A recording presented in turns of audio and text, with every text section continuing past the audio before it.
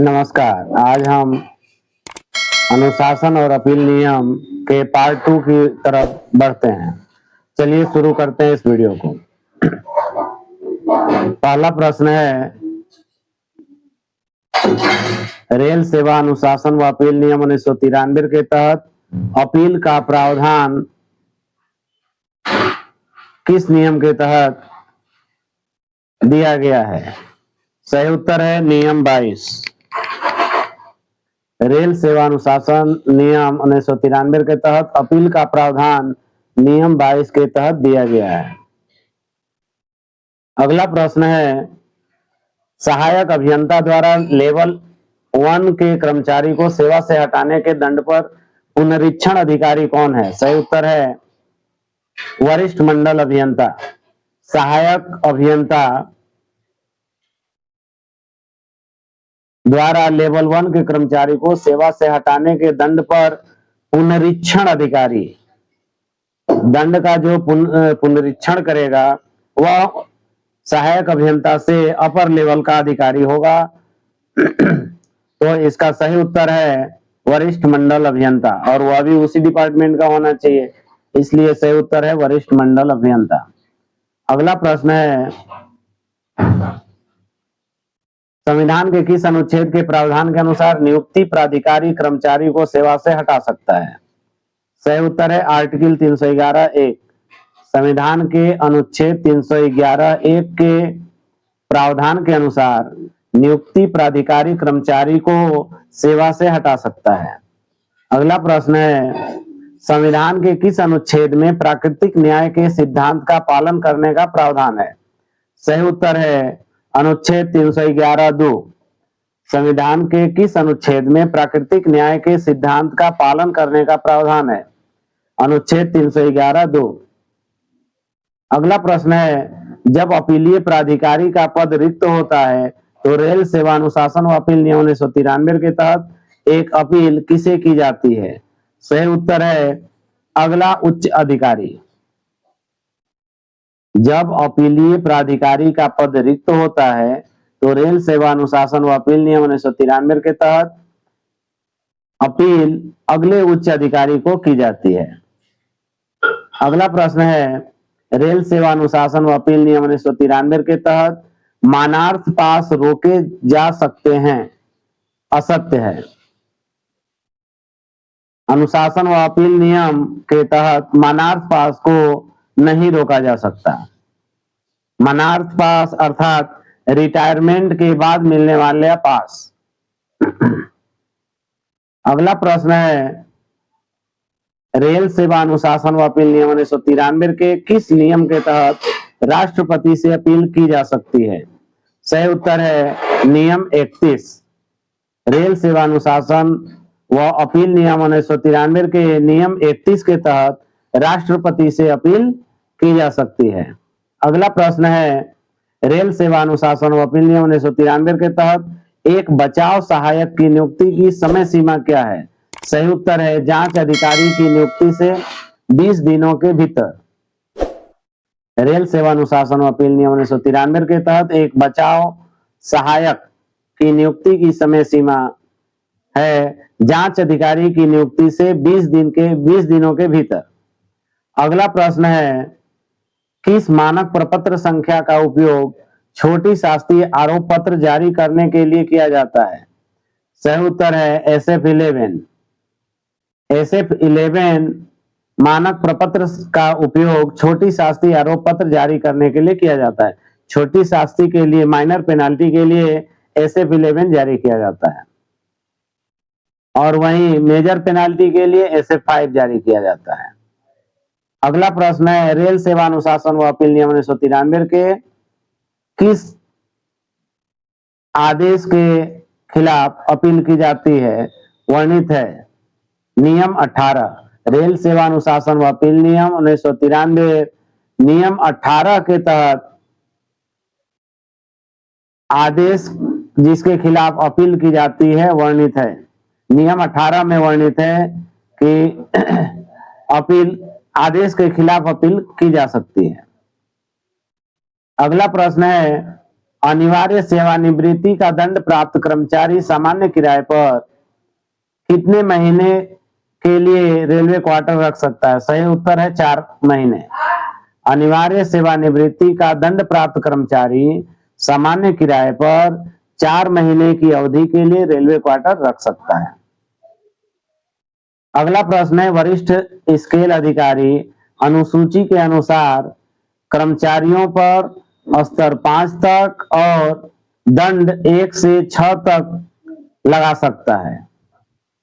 अगला प्रश्न है, सेवा से हटाने और बर्खास्तगी के बीच क्या अंतर है? सही उत्तर है, कर्मचारी की सेवा से बर्खास्तगी उससे सरकारी सेवा के लिए पात्रता से वंचित करती है, जबकि सेवा से हटाया गया कर्मचारी सरकारी सेवा के लिए पात्र है। तो बर्खास्तगी खराब चीज है, सेवा से हटाना कुछ हद तक ठीक है।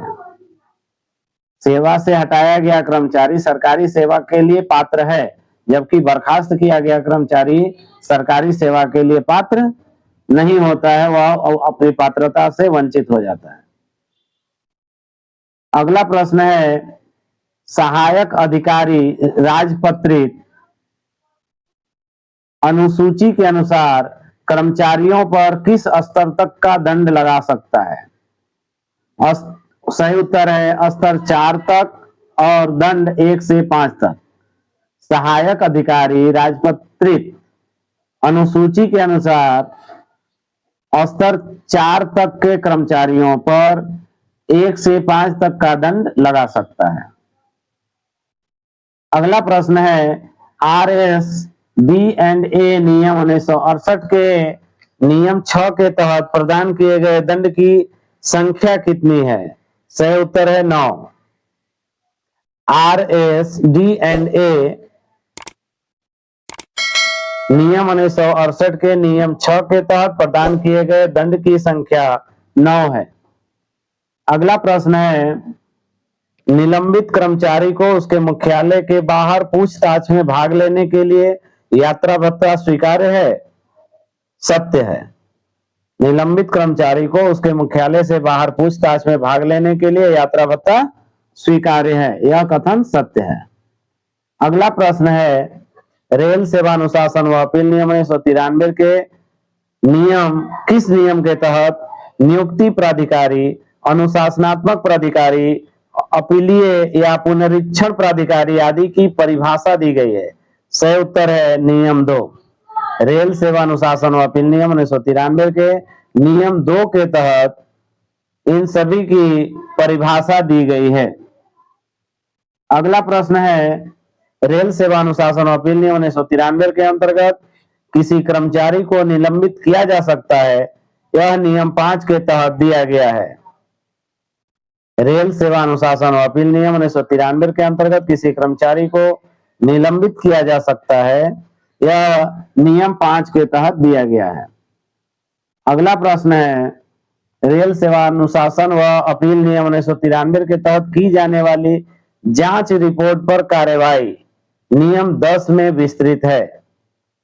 रेल सेवा अनुशासन व अपील नियम 1993 के तहत की जाने वाली जांच रिपोर्ट पर कार्रवाई नियम 10 में विस्तृत है। अगला प्रश्न है, राष्ट्रपति राज्य सुरक्षा के हित में संतुष्ट है कि जांच करना व्यवहारिक नहीं है, जैसा कि नियमों में प्रावधान है। रेल सेवा अनुशासन व अपील नियम 1993 के नियम 14(3) के तहत जांच को समाप्त किया जा सकता है। राष्ट्रपति राज्य सुरक्षा के हित में संतुष्ट है कि जांच करना व्यवहारिक नहीं है, जैसा कि नियमों में प्रावधान है। रेल सेवा अनुशासन व अपील नियम 1993 के नियम 14(3) के तहत जांच को समाप्त किया जा सकता है।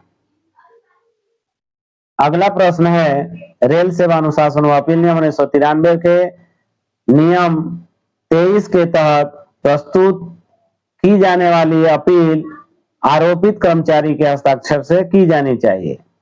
रेल सेवा अनुशासन व अपील नियम 1993 के नियम 23 के तहत प्रस्तुत की जाने वाली अपील आरोपित कर्मचारी के हस्ताक्षर से प्रस्तुत की जानी चाहिए। अगला प्रश्न है, जांच अधिकारी की नियुक्ति करने हेतु मानक फॉर्म कौन सा है? सही उत्तर है SF7। मानक फॉर्म SF7 के तहत जांच अधिकारी की नियुक्ति की जाती है, अर्थात जांच अधिकारी की नियुक्ति करने हेतु मानक फॉर्म SF7 जारी किया जाता है।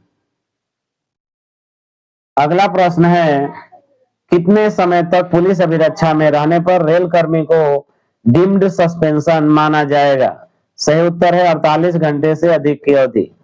डीम्ड सस्पेंशन अर्थात माना गया निलंबन। कितने समय तक पुलिस अभिरक्षा में रहने पर रेल कर्मी को डीम्ड सस्पेंशन माना जाएगा? सही उत्तर है 48 घंटे से अधिक की अवधि। अगला प्रश्न है, अनुशासन एवं अपील नियम के अंतर्गत अपील की समय सीमा क्या है? सही उत्तर है 45 दिन। अनुशासन एवं अपील नियम के अंतर्गत अपील की समय सीमा 45 दिन है।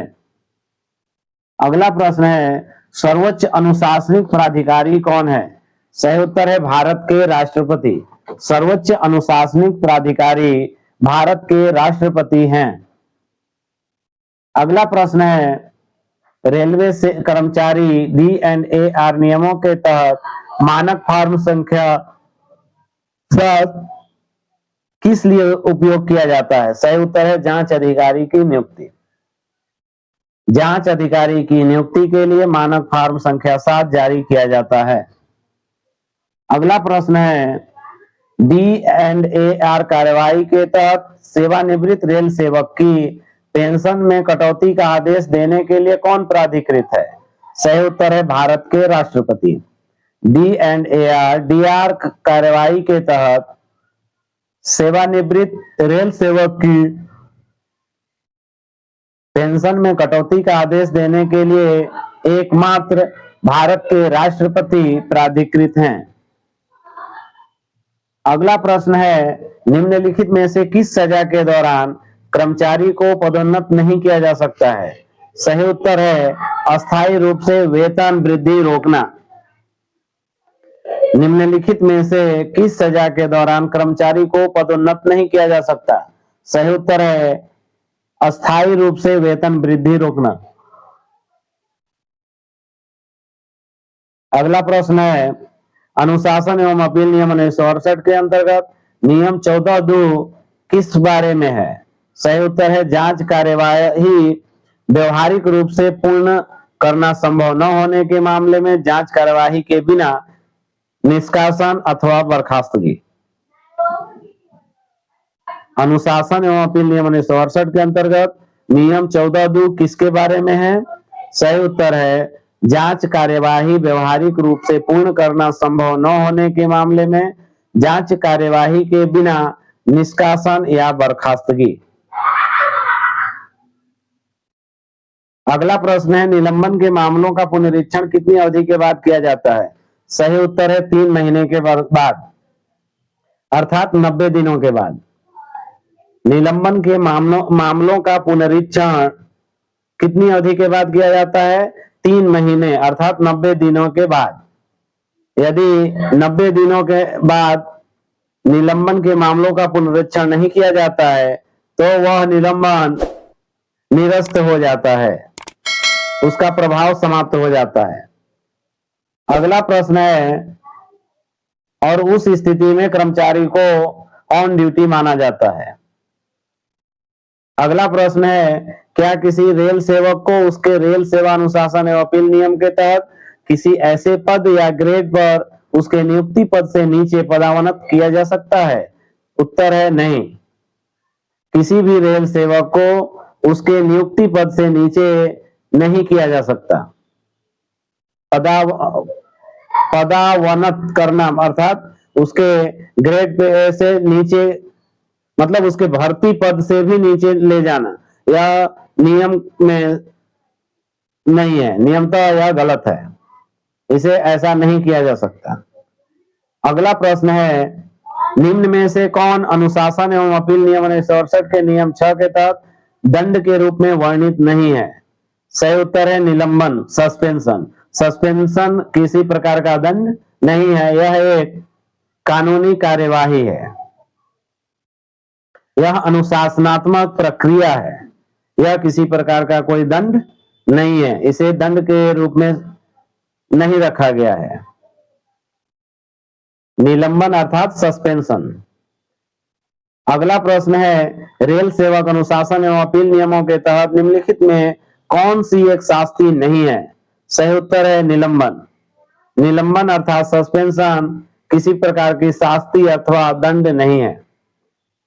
अगला प्रश्न है, निलंबन के निरस्त्रीकरण के लिए काम में लिया जाने वाला मानक फॉर्म कौन सा है?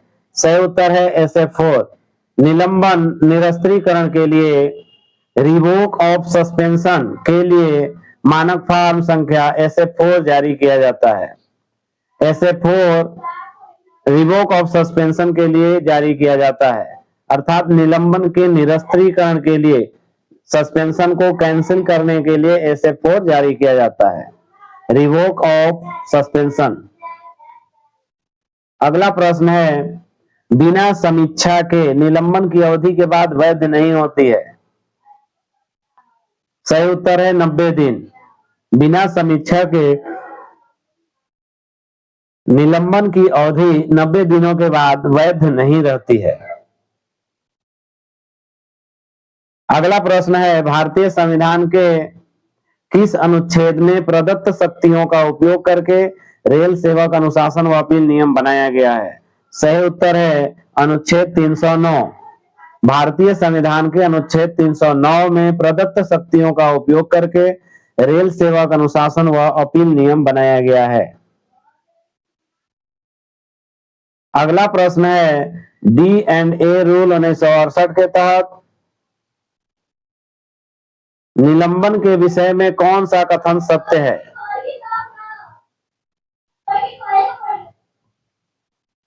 ऑप्शन है, एक छोटी शास्ति है, एक बड़ी शास्ति है, कोई शास्ति नहीं, अनुशासनात्मक प्रक्रिया पूर्ण हो गई हो। निलंबन कोई शास्ति नहीं है। डिसिप्लिनरी एंड अपील रूल 1968 अनुशासन और अपील नियम 1968 के तहत निलंबन अर्थात सस्पेंशन कोई शास्ति नहीं है, कोई दंड नहीं है। अगला प्रश्न है, अनुशासनात्मक और अपील नियम 1968 के संदर्भ में किस नियम के अनुसार जांच अनिवार्य नहीं है? सही उत्तर है नियम 14(2). अनुशासनात्मक और अपील नियम 1968 के संदर्भ में नियम 14(2) के अनुसार जांच अनिवार्य नहीं है। नियम 14(2) के अनुसार किसी कर्मचारी को बिना जांच किए बर्खास्त किया जा सकता है। अगला प्रश्न है, मेजर पेनल्टी चार्जशीट और माइनर पेनल्टी चार्जशीट जारी करने के लिए उपयोग किए जाने वाले मानक प्रपत्र क्या हैं? सही उत्तर है, मेजर पेनाल्टी के लिए मानक प्रपत्र 5 SF5 और माइनर पेनाल्टी के लिए मानक प्रपत्र 11 SF11 जारी किया जाता है। मेजर पेनाल्टी के लिए SF5 और माइनर पेनाल्टी के लिए SF11 जारी किया जाता है। अगला प्रश्न है,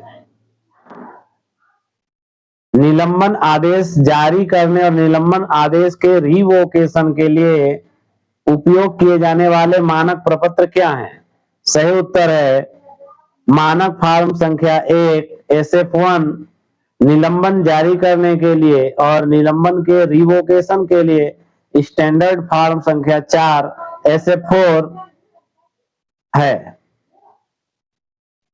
किसी को सस्पेंड करना हो, निलंबित करना हो तो SF1 जारी किया जाता है और उस सस्पेंशन को रिवोक करने के लिए, हटाने के लिए, वापस लेने के लिए, निलंबन वापस लेने के लिए SF4 जारी किया जाता है। अगला प्रश्न है, निलंबन को रद्द करने के लिए किस मानक प्रपत्र का उपयोग किया जाता है? सही उत्तर है SF4। निलंबन को रद्द करने के लिए, रिवोक ऑफ सस्पेंशन के लिए SF4 का प्रयोग किया जाता है। अगला प्रश्न है, रेलवे सेवक D&A नियम 1968 के अनुसार निम्नलिखित में से कौन सा दंड नहीं है? सही उत्तर है दर्ज चेतावनी। दर्ज चेतावनी किसी प्रकार का दंड नहीं है, जैसे कि निलंबन, सस्पेंशन भी किसी प्रकार का दंड नहीं है, उसी प्रकार से दर्ज चेतावनी भी किसी प्रकार का दंड नहीं है। अगला प्रश्न है, इनमें से कौन सा लघु दंड नहीं है? सेंसर, 6 माह के अस्थायी प्रभाव के साथ वेतन वृद्धि रोकना, अस्थायी तौर पर वेतनमान को कम करना, इनमें से कोई नहीं। सही उत्तर है 6 माह के अस्थायी प्रभाव के साथ cumulative effect with cumulative effect वेतन वृद्धि रोकने, इसको हम मेजर पेनाल्टी के तहत मानते हैं, इसलिए यह माइनर पेनाल्टी अर्थात लघु दंड नहीं है। 6 माह के अस्थायी प्रभाव के साथ वेतन वृद्धि रोकना मेजर पेनाल्टी के अंतर्गत आता है, इसलिए यह लघु दंड की श्रेणी में नहीं आएगा। अगला प्रश्न है और अंतिम प्रश्न है, निम्न में से किसको दंड देने का अधिकार है? सही उत्तर है अनुशासनात्मक प्राधिकारी को, डिसिप्लिनरी अथॉरिटी को दंड देने का अधिकार है। इस वीडियो को पूरी तरह से देखने के लिए आप सभी का बहुत बहुत धन्यवाद। यदि चैनल पर पहली बार विजिट किए हो तो कृपया इसे सब्सक्राइब करें। यदि यह वीडियो पसंद आया हो तो लाइक करें और अपने मित्रों को भी शेयर करें। एक बार पुनः आप सभी का बहुत बहुत धन्यवाद।